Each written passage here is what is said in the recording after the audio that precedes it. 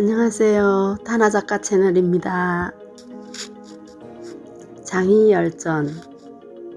호랑이와 양은 적수가 못된다. 장의는 옥에서 풀려나 초나라를 떠나기 전에 소진이 죽었다는 소식을 들었다.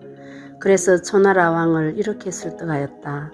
진나라의 영토는 천하의 절반을 차지하고 있고 병력은 내 나라의 병력과 맞먹습니다.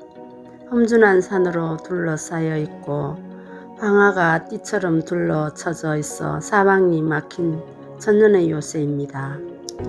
호랑이처럼 용맹한 군사가 100만여 명 있고 전차가 1000승이나 되며 기마가 만필이고 식량은 산더미처럼 쌓여 있습니다.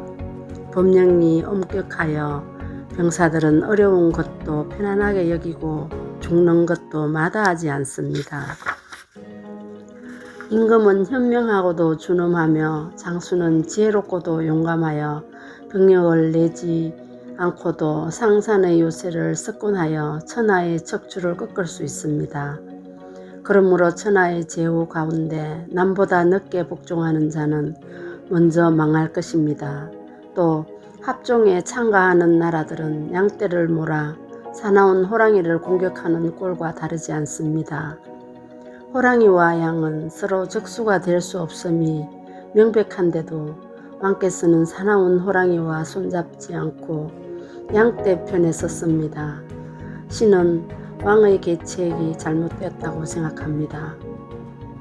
대체로 천하의 강한 나라는 진나라가 아니면 초나라이고 초나라가 아니면 진나라입니다.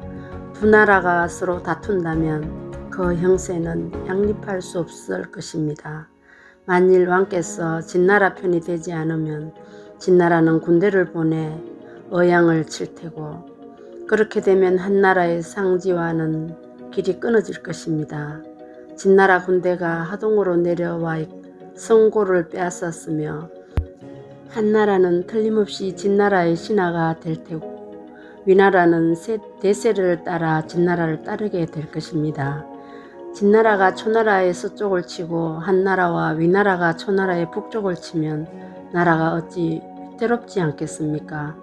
또 합종론자들은 힘이 약하고 작은 나라만을 모아서 제일 강한 나라를 치기로 하고는 적을 헤아리지 않고 섣불리 싸움을 벌이고 있습니다. 나라가 가난한데도 자주 전쟁을 일으킨다면 위험에 빠지고 망할 수밖에 없습니다. 신은 병력이 붙이면 싸워서는 안 되고 식량이 붙이면 오래 싸우지 말라라는 말을 들었습니다. 합종을 주장하는 자들은 말을 부풀려 꾸미고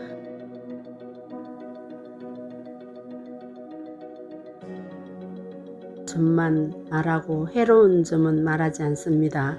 이 때문에 결국은 진나라의 공격을 받는 재앙을 불러오더라도 어쩔 도리가 없는 것입니다.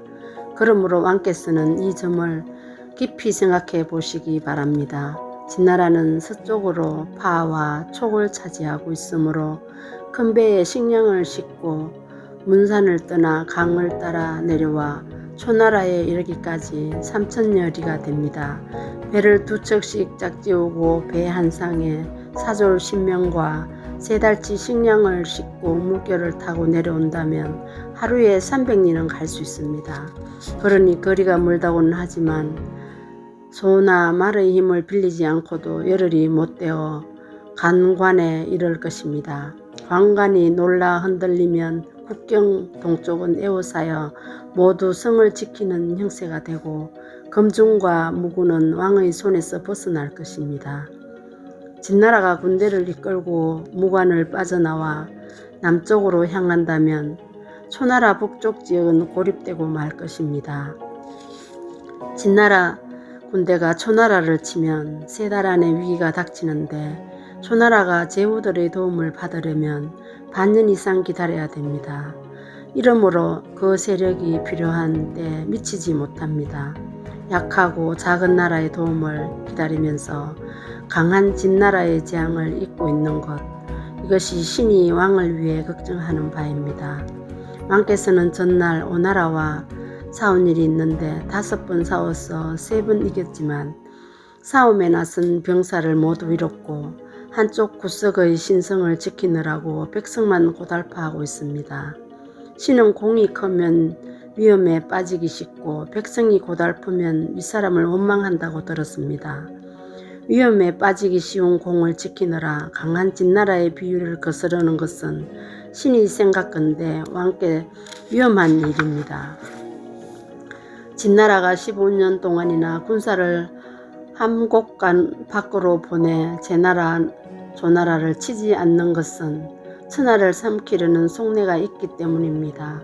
초나라는 일찍이 진나라와 부딪혀 한중에서 싸운 일이 있습니다.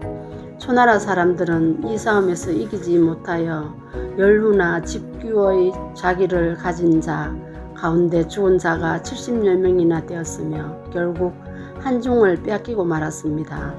초나라 왕은 너무 화가 나서 군사를 일으켜 진나라를 습격하여 남전에서 싸웠으니 이것이야말로 호랑이 두 마리가 서로 싸우는 격이었습니다.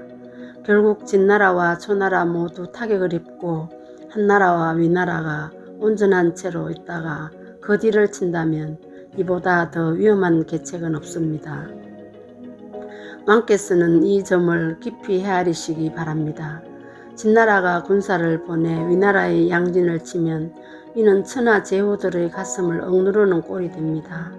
만일 왕께서 병력을 다 들어 송나라를 치면 몇 달 안으로 송나라를 빼앗을 수 있을 테고 송나라를 이끌고 동쪽으로 나아가 진다면 사수 주변의 12제후국은 모두 왕의 차지가 될 것입니다. 천하의 제후들이 신의를 바탕으로 합종하기로 약속하여 서로를 든든하게 하자고 주장한 자가 소진입니다. 소진은 무왕군에 봉해져 연나라의 재상이 되자 남몰래 연나라 왕과 짜고 제나라를 친 뒤 그 땅을 나누어 가지려고 꾀했습니다. 이 때문에 그는 연나라에 죄를 지은 것처럼 꾸며 제나라로 달아났는데 제나라 왕은 그를 받아들여 재상으로 삼았습니다. 그로부터 2년 뒤에 그 음모가 발각되었고 제나라 왕은 몹시 화가 나 소진을 저작거리에서 거열형에 처하였습니다. 한낱 사기꾼인 소진이 천하를 다스려 제후들을 하나가 되게 할 수 없었다는 것은 분명합니다. 지금 진나라는 초나라와 국경을 마주하고 있으니 진실로 그 땅의 형세로 보아도 서로 가깝게 지내야 할 사이입니다. 왕께서 진심으로 신이 드리는 말씀을 받아들이실 수 있다면 신은 진나라 태자를 초나라에 볼모로 보내고 초나라 태자를 진나라에 볼모로 보내겠습니다. 또 진나라의 왕녀를 왕의 시첩으로 삼게 하고 만호의 도읍을 바쳐서 왕의 탕목업으로 삼도록 하겠습니다. 이렇게 되면 초나라와 진나라는 형제나라가 되어 영원히 서로 치고 정벌하는 일이 없을 것입니다. 신의 생각으로는 이보다 나은 계책이 없습니다. 이 말을 들은 초나라 왕은 이미 장의를 데려왔기 때문에 다시 금중 땅을 내어 진나라에 주기가 아까워 장의의 말을 받아들이려 하였다. 그때 초나라의 정치가이자 시인인 구론이 이렇게 말했다. 전날 왕께서는 장의에게 속으셨습니다. 신은 장의가 오면 왕께서 그를 삶아 죽이려고 생각하였습니다. 지금 차마 그를 죽일 수는 없다 하더라도 또다시 그의 간사한 말을 따라서는 안 됩니다. 이에 회왕은 다음과 같이 대답했다. 장의를 용서하고 금중을 얻는 것은 큰 이득이요. 한번 약속한 이상 그것을 어겨서는 안 되오. 그리하여 마침내 장의를 용서하고 진나라와 친교를 맺었다.